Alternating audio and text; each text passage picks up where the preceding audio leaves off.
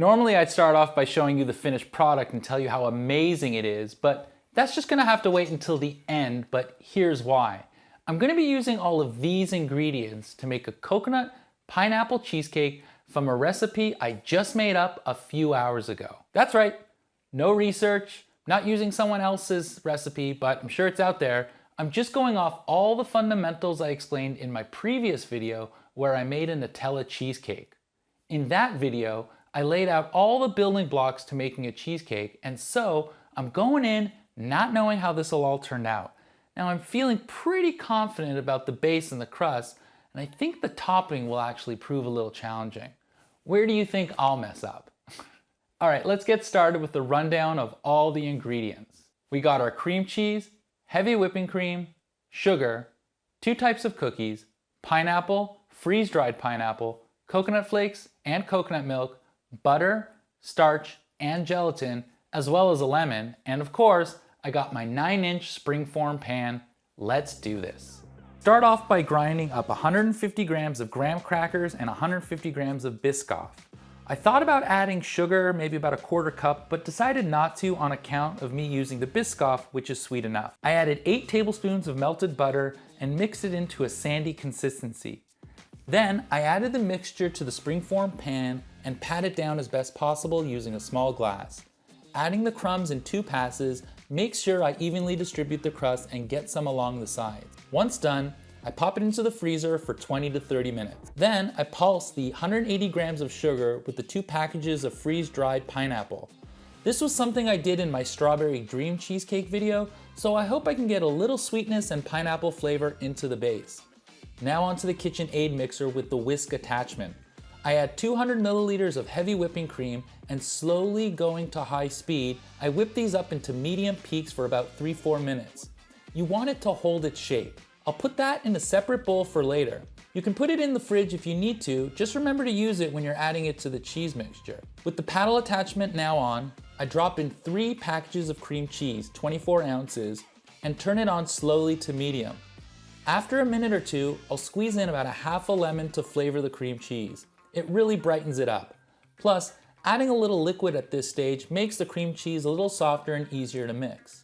I added about 180 grams of coconut milk, which I'm worried might be too much, but hey, we'll see how this all goes. Be sure to stir the can before you add it because you want the milk and the fat going in. Then I pour the sugar mixture slowly and give it a few minutes to fully incorporate and dissolve. And of course, stop and stir down the sides and the bottom a couple times to make sure everything is mixed together. While that's mixing, you want to prep the gelatin. Add a 1/4 cup to about 15 grams of gelatin and whisk it and then let it sit for about 4 or 5 minutes. Then, pop it back into the microwave to turn it back into a liquid. I let it sit for a minute to cool down and add it to the cheese mixture. Just make sure the machine is on low. I learned that the hard way in my last cheesecake video. And last but not least, I added 2 tablespoons of arrowroot starch for an additional stabilizer. But I'll be honest with you, if you don't have arrowroot, you can use cornstarch even though we're not activating it by heat and baking it. Let that mix for a minute or 2, and once incorporated, I stop the machine and I add the whipped cream. I'll finish mixing by hand because you don't want to overmix and deflate the whipped cream. And I'm adding some shredded coconut. I'm not sure how much, just a few sprinkles here and there, and some salt.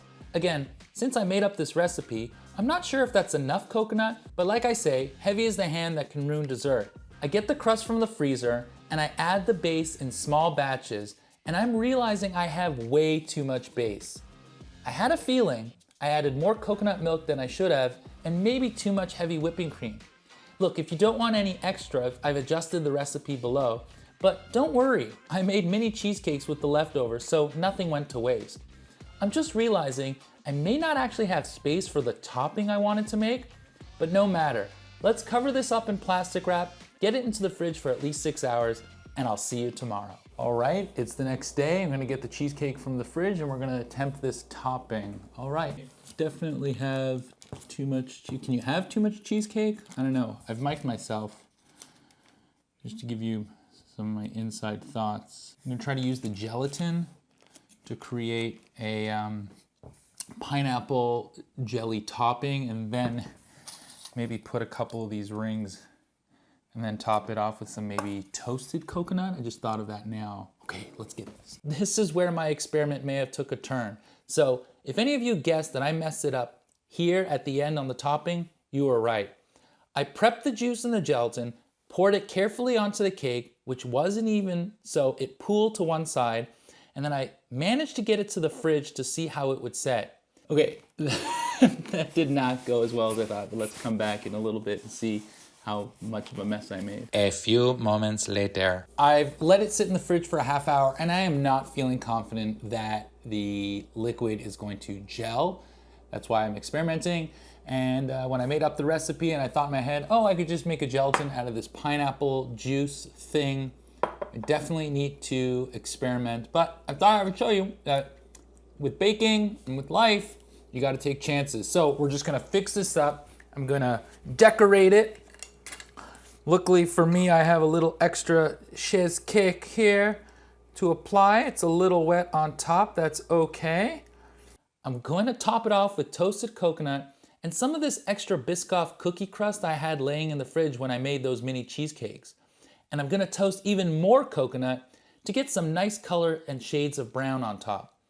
Then, as a final, let's fix this cake top, I'm gonna put those pineapple rounds and decorate it. It actually looks really good. It looks so good. All right, I'm gonna let it cool in the fridge for a bit and then I'll come back for a taste test.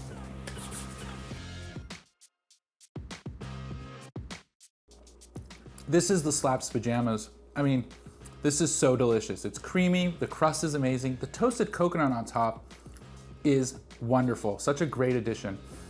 And even though I made up this recipe and it didn't go exactly as planned, I think it turned out really, really well. I mean, I'll have to figure out gelatin and pineapple juice another time, but as far as cheesecake go, it's really creamy. You can't really tell about the flaked coconut inside or if there's a prominent coconut flavor in the base, but the toasted coconut makes up for it on all counts. And the crust is absolutely perfect with Biscoff and graham crackers, and I do like the brightness that the pineapple and lemon provide.